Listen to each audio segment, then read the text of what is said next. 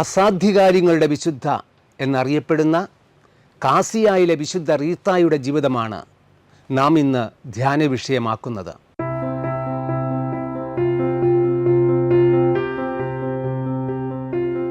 ഒരു കുടുംബിനിയായി, ഒരു സമർപ്പിതയായി വീരോചിതമായ ക്രിസ്തീയ ജീവിതം നയിച്ച ഈ വിശുദ്ധയുടെ ജീവിതം കുടുംബജീവിതം നയിക്കുന്നവർക്കും സമർപ്പിതർക്കും സർവോപരി എല്ലാ വിശ്വാസികൾക്കും എന്നും ഒരു മാതൃകയാണ്.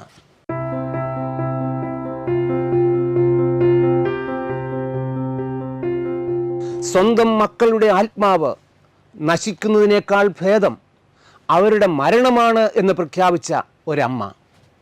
ഓ നാഥ, ഒന്നുകിൽ എൻ്റെ മക്കളുടെ മനസ്സ് മാറ്റിത്തരിക, അല്ലെങ്കിൽ അവരെ അങ്ങ് തിരികെ വിളിക്കുക. അവരുടെ ആത്മാവ് നശിക്കുന്നതിനേക്കാൾ ഭേദം അവർ ആ പാതകത്തിൽ വീഴുന്നതിന് മുമ്പേ മരിക്കുന്നതാണല്ലോ എന്ന് പ്രാർത്ഥിച്ച ഈ വിശുദ്ധയുടെ ജീവിതത്തിലൂടെ ധ്യാനപൂർവം നമുക്ക് കടന്നു പോകാം.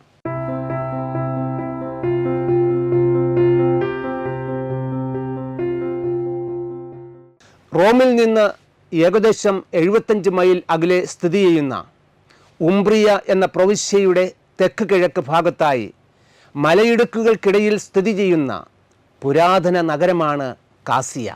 കാസിയ നഗരത്തിൽ നിന്ന് 3 മൈൽ അകലെയുള്ള റോക്കോ പെറോന എന്ന കൊച്ചു ഗ്രാമത്തിലാണ് വിശുദ്ധ റീത്ത ജനിക്കുന്നത്.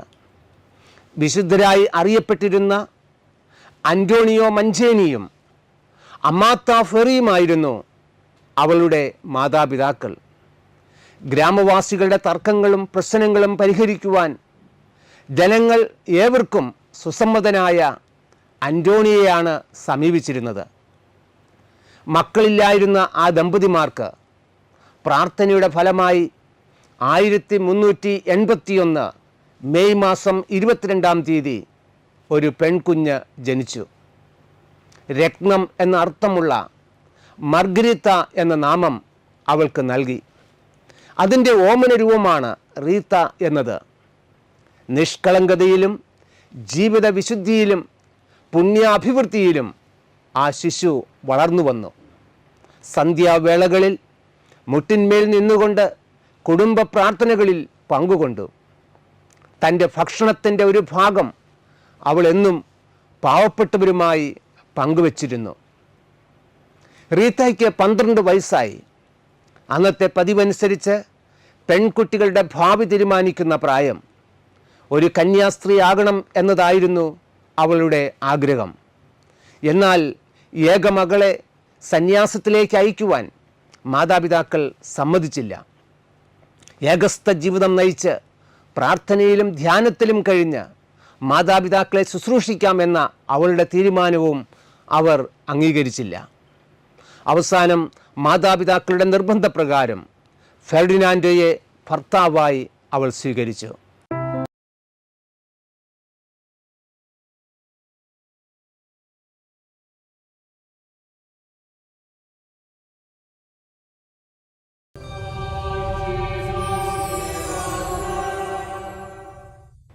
ഒരു മുൻകോപിയും പരുഷമായി പെരുമാറുകയും ചെയ്യുന്ന ഭർത്താവിനോടൊത്തുള്ള ജീവിതം അവൾക്ക് യഥാർത്ഥത്തിൽ ഒരു ബലിജീവിതം ആയിരുന്നു.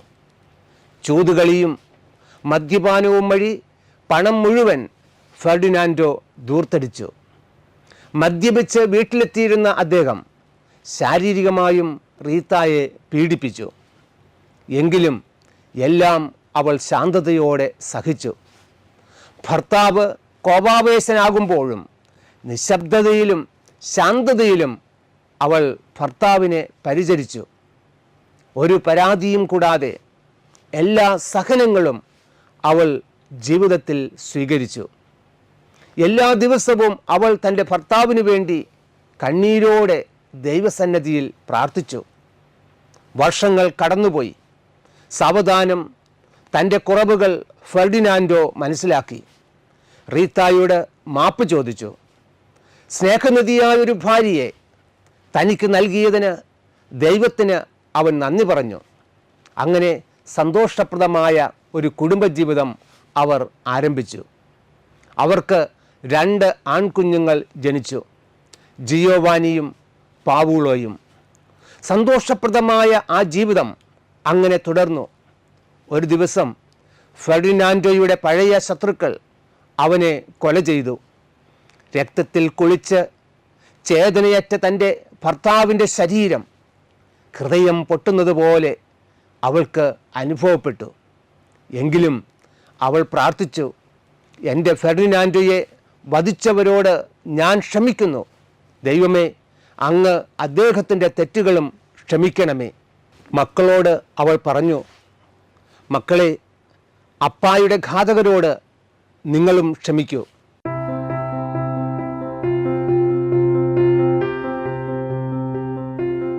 കാലങ്ങൾ കടന്നുപോയി. മക്കൾ വളർന്നു വന്നു. ഒരു ദിവസം മക്കൾ രണ്ടുപേരും ചേർന്ന് പിതാവിൻ്റെ ഘാതകരോട് പകരം വീട്ടുന്നതിനെക്കുറിച്ച് സംസാരിക്കുന്നത് ആ അമ്മ കേട്ടു. അവൾ ആ മക്കളെ കണ്ണീരോടെ ഉപദേശിച്ചു. ആ മക്കൾക്ക് വേണ്ടി പ്രാർത്ഥിച്ചു. പക്ഷേ അവർ മാനസാന്തരപ്പെടുവാൻ തയ്യാറായില്ല.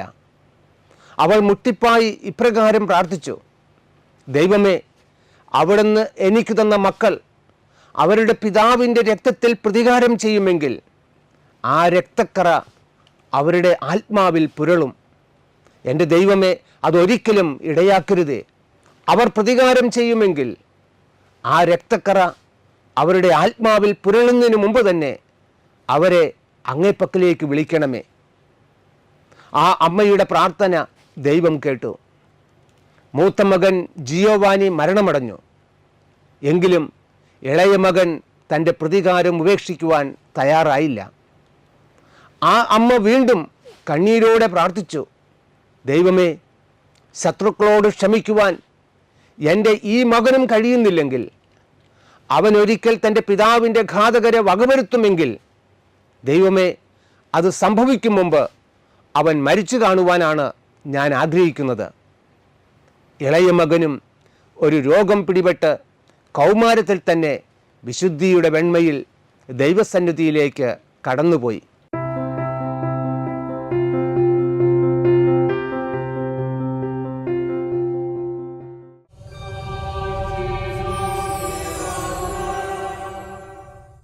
റീത്ത ഉപവാസത്തിലും പ്രാർത്ഥനയിലും തൻ്റെ ജീവിതം കഴിച്ചുകൂട്ടി.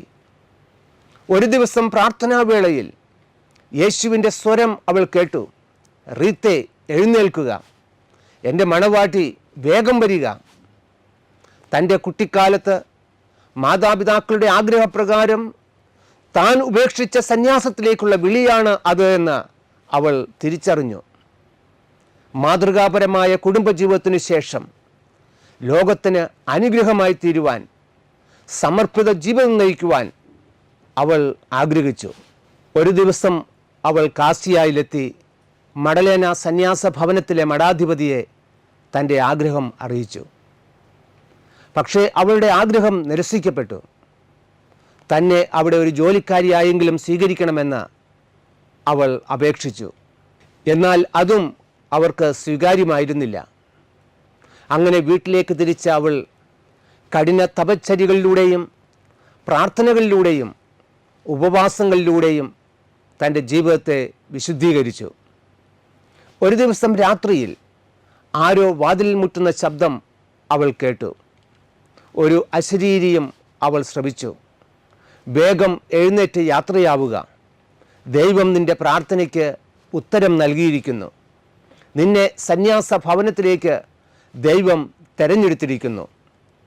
അവൾ ജനലിലൂടെ നോക്കിയപ്പോൾ സ്നാപക യോഹന്നാനെ പോലെ അരയിൽ തോൽവാറും കയ്യിൽ വടിയുമായി ഒരു രൂപം. കൂടെ വിശുദ്ധ അഗസ്റ്റിനും വിശുദ്ധ നിക്കോളാസും.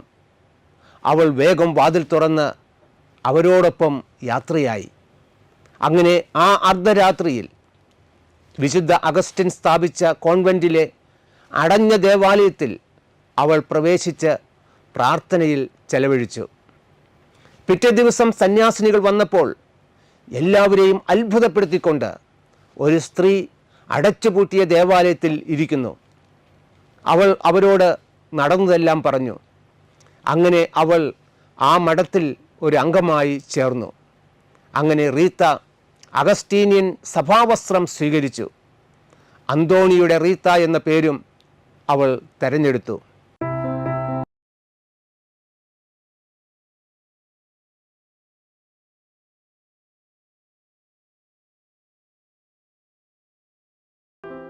ഒരു ദിവസം രാത്രിയിൽ അവൾക്ക് ഒരു സ്വർഗീയ ദർശനമുണ്ടായി.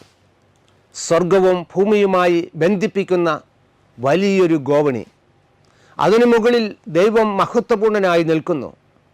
മാലാഖമാർ ആ ഗോവണിയിലൂടെ ഇറങ്ങുകയും കയറുകയും ചെയ്യുന്നു. ദൈവത്തിൻ്റെ സ്വരം അവളുടെ കാതുകളിൽ മുഴങ്ങി, ഇതിലൂടെ കയറി എൻ്റെ അടുത്തേക്ക് വരിക. മഠത്തിൽ അവൾ അധികാരികളെ ഒരു ചോദ്യവും ചെയ്യാതെ അനുസരിച്ചിരുന്നു.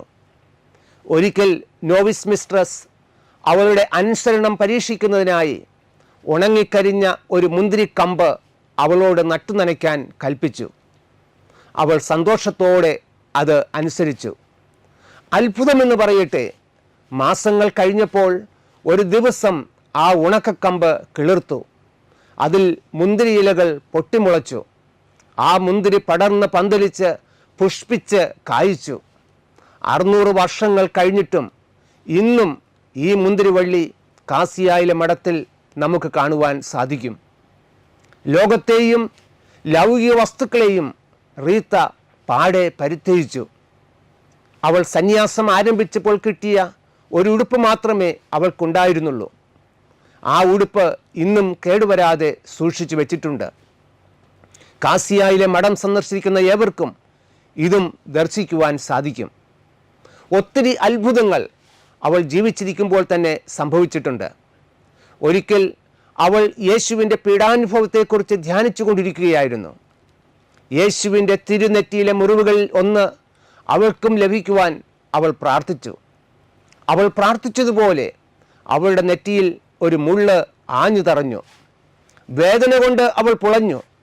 എങ്കിലും ആ വേദന അവൾ സന്തോഷത്തോടെ സഹിച്ചു. നാളുകൾ കഴിഞ്ഞപ്പോൾ ആ മുറിവുകളിൽ നിന്ന് ദുസ്സഹമായ ഗന്ധം പുറത്തേക്ക് വമിച്ചു. ആ സമയത്ത് റോമിലേക്ക് ഒരു തീർത്ഥയാത്ര നടത്തുവാൻ അവൾ തീരുമാനിച്ചു. അത്ഭുതമെന്ന് പറയട്ടെ, അവളുടെ മുറിവ് പെട്ടെന്നുണങ്ങി. റോമ സന്ദർശനം കഴിഞ്ഞ് തിരിച്ചു വന്ന ഉടൻ ആ മുറിവ് വീണ്ടും പ്രത്യക്ഷപ്പെട്ടു. ഒരിക്കൽ അവളുടെ അടുത്ത ഒരു ബന്ധു അവളെ സന്ദർശിച്ചു. അവളുടെ തോട്ടത്തിൽ നിന്ന് ഒരു റോസാപ്പൂ വേണമെന്ന് ആഗ്രഹം പ്രകടിപ്പിച്ചു. എന്നാൽ മഞ്ഞു മൂടിയ കാലമായിരുന്നതിനാൽ റോസാപ്പൂക്കൾ ലഭിക്കുക അസാധ്യമായിരുന്നു. എങ്കിലും റീത്ത പ്രാർത്ഥിച്ച് തോട്ടത്തിലേക്ക് ചെന്നപ്പോൾ ആ മഞ്ഞിനിടയിൽ അവൾ ഒരു റോസാപ്പൂ കണ്ടെത്തി. അത് പറിച്ച് അവൾ അവർക്ക് കൊടുത്തു. പിന്നീടൊരിക്കൽ ആ സഹോദരി തന്നെ റീത്തയെ കാണാൻ വന്നപ്പോൾ അവളുടെ തോട്ടത്തിൽ നിന്ന് ഒരു അത്തിപ്പഴം വേണമെന്ന് ആവശ്യപ്പെട്ടു. അത്തിപ്പഴത്തിൻ്റെ കാലമല്ലായിരുന്നു അത്. എങ്കിലും പ്രാർത്ഥിച്ച് അവൾ തോട്ടത്തിലേക്ക് ചെന്നപ്പോൾ ആ അത്തിമരത്തിൽ നിന്ന് ഒരു അത്തിപ്പഴം അവൾക്ക് ലഭിച്ചു. ഈ അത്തിവൃക്ഷവും റോസാ ചെടിയും വെള്ളമൊഴിച്ച് ഉണങ്ങിയ കമ്പിൽ നിന്ന് കിളിർപ്പിച്ച മുന്തിരിവള്ളിയും കാസിയ സന്ദർശിച്ച വേളയിൽ എനിക്കും നേരിട്ട് കാണുവാനുള്ള ഭാഗ്യം ലഭിച്ചിട്ടുണ്ട്. താൻ മരണത്തോട് അടുക്കുകയാണെന്ന് റീത്തായ്ക്ക് അനുഭവപ്പെട്ടു. മറ്റ് സഹോദരിമാരോട് അവൾ പറഞ്ഞു, മരണമെന്നത് ലോകത്തിന് നേരെ കണ്ണുകൾ അടയ്ക്കുകയും ദൈവത്തിന് നേരെ അവ തുറക്കുകയും ചെയ്യുക എന്നതാണ്. അവൾ ആവശ്യപ്പെട്ടതനുസരിച്ച് അവൾക്ക് രോഗീലേപനം നൽകി. എല്ലാവരോടും ക്ഷമ ചോദിച്ചു. മദറിൻ്റെ അനുഗ്രഹം അവൾ വാങ്ങിച്ചു. എല്ലാവരോടുമായി അവൾ പറഞ്ഞു, എല്ലാറ്റിനുമുപരി ദൈവത്തെ സ്നേഹിക്കുക. എല്ലാവരെയും അനുഗ്രഹിച്ചുകൊണ്ട് 76-ാം വയസ്സിൽ 1457 മെയ് 22-ാം തീയതി അവളുടെ ജനന ദിവസം തന്നെ അഗസ്റ്റീനിയൻ സഭയിൽ 46 വർഷം ത്യാഗോജ്വലമായ ജീവൻ നയിച്ച അവൾ തൻ്റെ സ്വർഗീയ പിതാവിൻ്റെ സന്നിധിയിലേക്ക് യാത്രയായി. അവളുടെ മുറിയിൽ ദിവ്യപ്രഭ കൊണ്ട് നിറഞ്ഞു. ശരീരത്തിൽ നിന്ന് സുഗന്ധം പ്രസരിക്കുവാൻ തുടങ്ങി. മഠത്തിലെ മണി താനെ മുഴങ്ങി. അവളുടെ ആഗ്രഹപ്രകാരം മഠത്തിൽ പ്രവേശിച്ച് സന്യാസം ആരംഭിച്ചപ്പോൾ ധരിച്ച വസ്ത്രം തന്നെ അവളെ മരണശേഷം അണിയിച്ചു. അനേകം അത്ഭുതങ്ങളാണ് അവളുടെ മധ്യസ്ഥതയിൽ അന്ന് തന്നെ ഭക്തർക്ക് ലഭിച്ചത്. ഭൗതിക ശരീരം തൊട്ടപ്പോൾ റീത്തായുടെ ഒരു അകന്ന ബന്ധുവിൻ്റെ കൈക്ക് സൗഖ്യം ലഭിച്ചു. കൈയും കാലും അനക്കാൻ വയ്യാതെ അസുഖബാധിതനായ ഒരുവൻ മൃതശരീരം അടക്കം ചെയ്ത പെട്ടിയിൽ സ്പർശിച്ചപ്പോൾ ഉടൻ അത്ഭുതകരമായ സൗഖ്യം ലഭിച്ചു. മരിച്ച് 560ഓളം വർഷങ്ങൾ കഴിഞ്ഞിട്ടും ഇന്നും ശരീരം അഴുകാതെ ഇരിക്കുന്നു. അന്ന് ധരിച്ച വസ്ത്രങ്ങൾ കേടുകൂടാതെ ഇന്നും സൂക്ഷിച്ചിട്ടുണ്ട്. 1900 മെയ് 24 ലിയോ മാർപ്പാപ്പ അവളെ വിശുദ്ധ എന്ന് നാമകരണം ചെയ്തു. അസാധ്യകാര്യങ്ങളുടെ വിശുദ്ധ എന്നാണ് പുണ്യവതി അറിയപ്പെടുന്നത്.